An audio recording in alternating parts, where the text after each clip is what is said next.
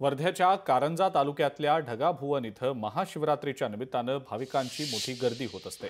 धाम नदीच्या काठावर पर्वतात असलेल्या शिवलिंगाचं दर्शन घेण्यासाठी भाविक इथं पोहोचत असतात। आजही महाशिवरात्रीच्या निमित्तानं शिवलिंगाचं दर्शन घेत भाविक मनोभावे प्रार्थना करत असल्याचं पाहायला मिळतंय। बोर व्याघ्र प्रकल्पाच्या बफर झोन मधल्या जंगल परिसरात हे निसर्गरम्य स्थान असून इथला यात्रा महोत्सव भाविकांसाठी आकर्षण असतो। ढगाभुवन इथून याचा आढावा घेतला आमचे प्रतिनिधी भूपेश बारंगे यांनी। आज महाशिवरात्री निमित्त हर हर महादेवाचा गरजर सर्वत्र होत आहेत आणि वर्धा जिल्ह्यातील कारंजा तालुक्यातील हेच ते ढगाभवन आहेत। या ढगाभवनामध्ये आता सकाळपासून भाविकांची रीघ लागलेली आहे। हे पुरातन मंदिर आहेत आणि हे ढगाभवन असल्यामुळे या ठिकाणी शिवलिंगाचं अनेक लाखो भाविक या ठिकाणी दर्शनासाठी येत असतात।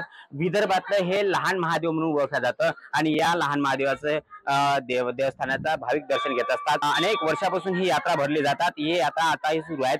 आता सध्या हे जंगल या बोर अभयारण्य येत असल्यामुळे या ठिकाणी पोलीस बंदोबस्त आहेत, वन विभागाकडून बंदोबस्त लावण्यात आहेत। या ठिकाणी अनुचित घटना होऊ नये, भाविकांना कुठलाही त्रास होऊ नये याठिकाणी हे पोलीस बंदोबस्त लावण्यात आहे। कारंजा आणि खरांगणा या दोन पोलीस ठाण्याच्या विभागात येत असलेले हे ढगाभवन आहेत। या ठिकाणी जवळपास विदर्भातील 5 ते 7 लाखापेक्षाही जास्त भाविक या ठिकाणी दर्शनासाठी येत असतात आणि या शिवलिंगाचं दर्शन घेत असतात। त्यामुळे भाविकांचं इथे कुठेतरी मनोकामना पूर्ण होत असल्याचंही भाविक या ठिकाणी बोललं जात आहेत।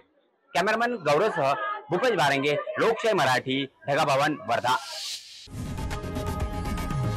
लोकशाही मराठी ऐका, पहा, जागरूक रहा।